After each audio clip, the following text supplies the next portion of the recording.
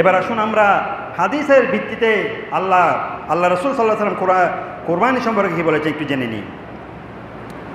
জলিল কদর সাহাবী হযরতে আবু হুরায়রা বলেন, আন আবি হুরায়রাতা আন রাসূলিল্লাহ সাল্লাল্লাহু আলাইহি সাল্লাম, আল্লাহর নবী জলিল কদর সাহাবী হযরতে আবু হুরায়রা বলেন, ক্বালা রাসূলুল্লাহ সাল্লাল্লাহু আলাইহি সাল্লাম, আল্লাহ রাসূল সাল্লাল্লাহু আলাইহি সাল্লাম বলেন, মান ওয়াজাদা সাআতান, যে ব্যক্তি কোরবানি পেয়ে গেল, কোরবানির সময় পেয়ে গেল, সাআতা মানে সময়, কোরবান যে ব্যক্তি পেয়ে গেল, 10ই জিলহজ যে পেয়ে গেল সামর্থ্য অনুযায়ী, তার তখন কি আছে, ফালাম ইউদাহি, সে কোরবানি দিল না, সামর্থ্য থাকার পরেও কোরবানি দিল না, কোরবানি তার মধ্যে এসে গেল, 10ই জিলহজ এসে গেল, এসে যাওয়ার পর সামর্থ্য থাকার পরেও ওই ব্যক্তি কোরবানি দেয় নাই, তার জন্য কঠোর হুঁশিয়ারি বাণী আল্লাহ নবী বলছেন, ফালা ইয়াকরাবান্না মুসাল্লানা, আমার ওই উম্মত যেন কখনো অন্যান্য মুসলমানেরা কুরবানি নামাজ যেখানে আদায় করে,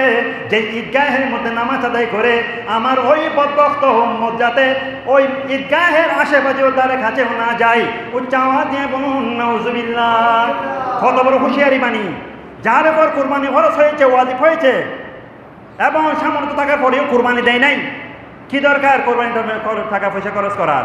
এরকম বলে সামর্থ্য থাকার পরেও কোরবানি দিল না, একটা ছাগল দিয়ে হলেও কোরবানি দিল না, এক অংশের মধ্যে শরিক হয়েও হলেও কোরবানি দিল না, ফালা ইউদাহি, কোরবানি দিল না, ফালা ইয়াকরাবান্না মুসাল্লানা, সেই যাতে আমাদের মুসাল্লা অর্থাৎ আমাদের ঈদগাহের আশেপাশেও না আসে, অর্থাৎ সেই যাতে নামাজ পড়তে না আসে মুসল্লির মধ্যে। দেখেন কঠোর হুঁশিয়ারি বাণী। আল্লাহ রসুল বলছেন যে কোরবানি ওয়াজিব হওয়ার পরে কোরবানি দেয় নাই, সেই যাতে আমাদের মুসল্লি আমাদের মসজিদের আশেপাশেও না আসে নামাজ পড়ার জন্য, ঈদগাহের আশেপাশেও না আসে, সেই জন্য মুসল্লা থেকে দূরে থাকে, ঈদগাহ থেকে দূরে থাকে। সুতরাং আমাদের উপর যাদের উপর কোরবানি ফরজ ওয়াজিব হয়েছে, আমরা অবশ্যই কী করতে হবে, এক অংশের মধ্যে হলেও শরিক হতে হবে, একটা ছাগল দিয়ে হলেও কিনতে হবে, কোরবানির মধ্যে শরিক হতে হবে। এরপরে আল্লাহ রসুলের একজন জলিল কদর সাহাবী আন আবি যায়েদ ইবনে আরকাম, হযরত আবি যায়েদ ইবনে আরকাম বলেন, ক্বালা, তিনি বললেন, ক্বালু ইয়া রাসূলুল্লাহ হাযাল উদহিয়া, ইয়া রাসূলুল্লাহ, ইয়া হাবিবাল্লাহ, আমাদের জন্য কোরবানিটা কি জিনিস, এটা কি জন্য আমাদের জন্য এসেছেন, এই বিধানটা আমাদের জন্য আল্লাহ কি জন্য দিয়েছেন, আমাদের একটু খুলে বলেন।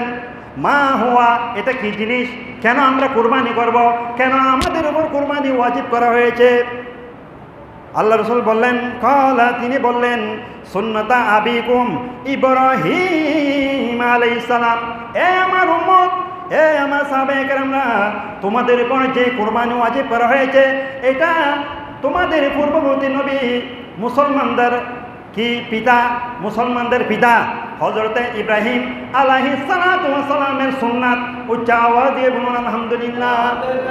অর্থাৎ যে কোরবানি তোমাদের উপর ওয়াজিব করা হয়েছে, এটা তোমাদের আদি পিতা হযরতে ইব্রাহিম আলাইহিস সালাম, মুসলমানদের আদি পিতা হযরতে ইব্রাহিম আলাইহিস সালামের সুন্নাত।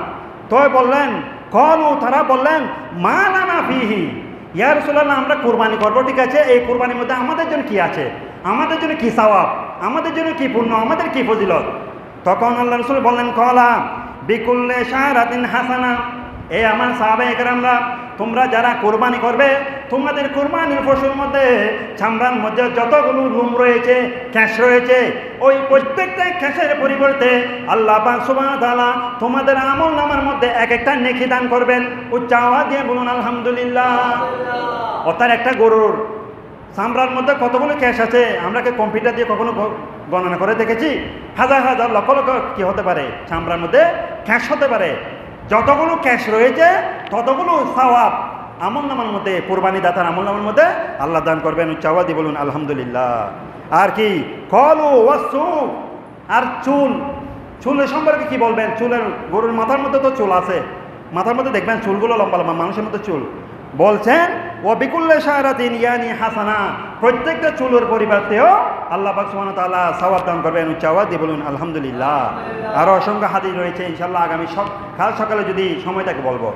সম্মানিত হাজিরিন, তাহলে দেখা যায় কোরআন এবং হাদিসের ভিত্তিতে কোরবানির অত্যন্ত ফজিলত রয়েছে।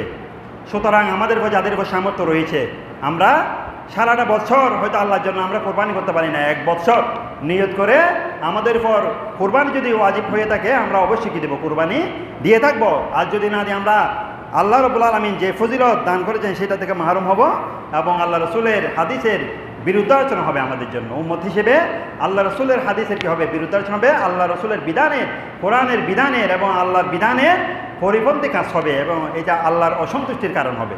সুতরাং আমরা অবশ্যই